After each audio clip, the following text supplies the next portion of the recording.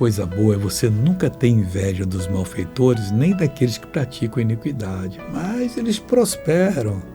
Amigo, peça misericórdia para eles.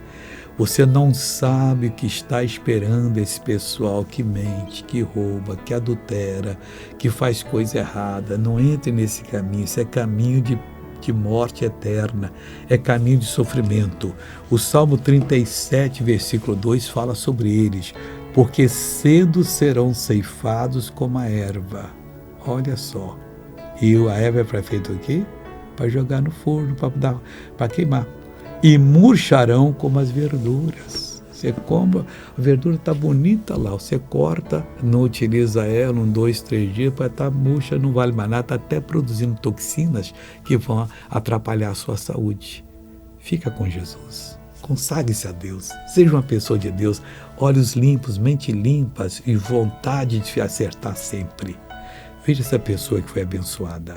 A senhora o que era? Eu não podia mais nada. Quanto tempo só não se abaixava? 35 anos. 35 anos? É. Quase a minha idade. Pois é, em cada perna. Quase a sua idade. Pode abaixar agora? Olha só.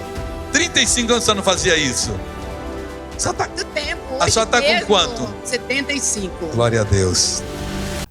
Agora eu quero orar por você, Pai. Essa pessoa não pode ser como a erva que vai para o fogo, e não como a verdura que murcha e produz toxinas. Essa pessoa tem que ser uma bênção. Eu uno a minha fé com a dela, repreendo todo o mal dessa vida e digo, saia em nome de Jesus. Amém.